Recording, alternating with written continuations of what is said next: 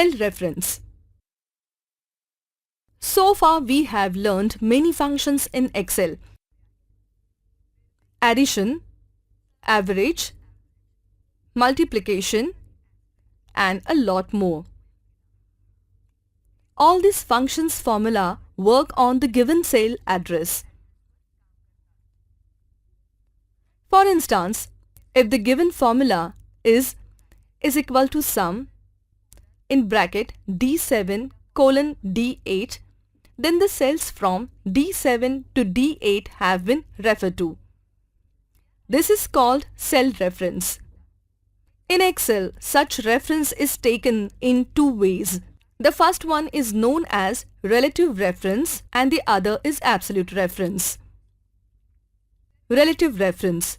Let's suppose A, B, C and D are four money lenders from whom we have borrowed some money, and we have to calculate the total of the principal loan amount along with the interest due to each.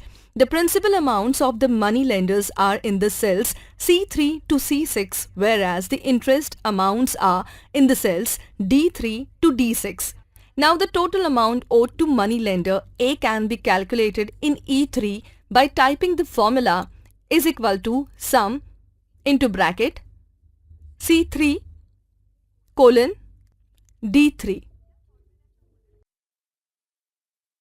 If we use the fill handle, we can calculate the same quickly for the money lenders B, C and D too. So actually, we had given the reference of only C3 and D3 in the cell E3 while typing the sum formula. This reference changed to C4 and D4 automatically in E4. Similarly, in E5, this reference changed to C5 and D5 and so on. This means that the cells E4, E5 and E6 took the reference of the formula from the E3 which contained the first answer. Absolute reference. Absolute means constant, that which does not change. Suppose the principal amount due to four money lenders A, B, C and D are filled in the cells C4 to C7. The interest amounts are yet to be calculated in the cells D4 to D7. The rate of interest for all is 12% and this is mentioned in the cell D2.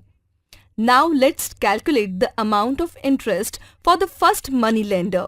For this we can type the formula is equal to C4 asterisk D2 in the D4. But let's ensure that the reference of D2 remains constant, and this can be done by typing the $sign on both sides of D. So now the formula will appear is equal to C4 asterisk $D $2. Now copy this formula from D4 till D7 with the help of autofill. Look at the new formula. We shall see that in the formula in cell D4, C4 has turned to C5, but D2 remained constant because we made its reference absolute.